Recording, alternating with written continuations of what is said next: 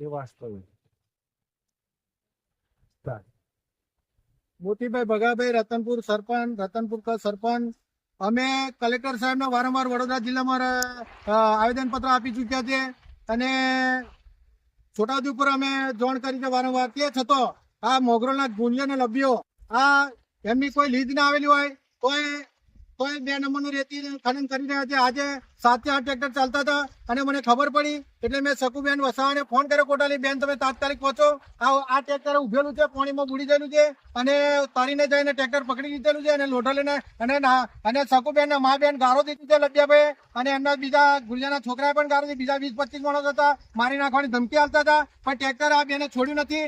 અને મારું એ ખનિજ ખાતાના સાહેબોને એવું કેવું છે કે અમે આટલી રજૂઆતો કરીએ છીએ તે છતાં કોઈ કાર્યવાહી થતી નથી.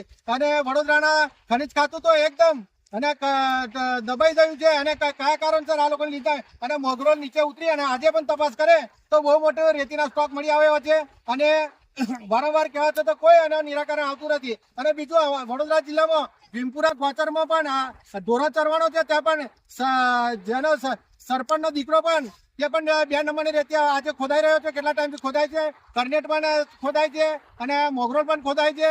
આની કોઈ તપાસ થતી નથી. કયા કારણસર થતી નથી આ રેતીને? અને વડોદરા જિલ્લા, છોટાઉદેપુર જિલ્લામાં એ બધાય 2 નંબરનું ચાલી રહ્યું છે. રતનપુરમાં અમે કોઈ રેતી ચોરી કરતા નથી તો અમારી ઘણી એવી દેખરેખ રાખે છે. તો ચોરી તમે કરાવતા હોય તો બધાને કરવા દો. અમે તમને બધા પૈસા આલતા છે તો અમે પણ પૈસા આલીશું. તો તમે આ 2 નંબરનું ચાલી રહ્યું, મેં આપણે ખનિજ ખાતાના સાહેબોને ફોન કર્યો છે, આવી ગયા છે. શંકરા પોલીસને ફોન કર્યો છે. હવે અમે ફરિયાદ પણ આપવાના છે. આ બેને જાતિ વિશે આપવાની શબ્દો બોલ્યા છે, મારી નાખવાની ધમકી આલી છે. 25 થી 30 માણસનું ટોરું હતું એટલે હવે અમે ફરિયાદ પણ અમે પોલીસ સ્ટેશન જઈને આપવાના છે. અને આ ટ્રેક્ટર ખેંચી અને રતનપુર પંચાયતે મૂકવાના છે. ગુનો દાખલ થયા પછી આ લોકોની ધરપકડ થશે. ત્યાર પછી અમે ટ્રેક્ટર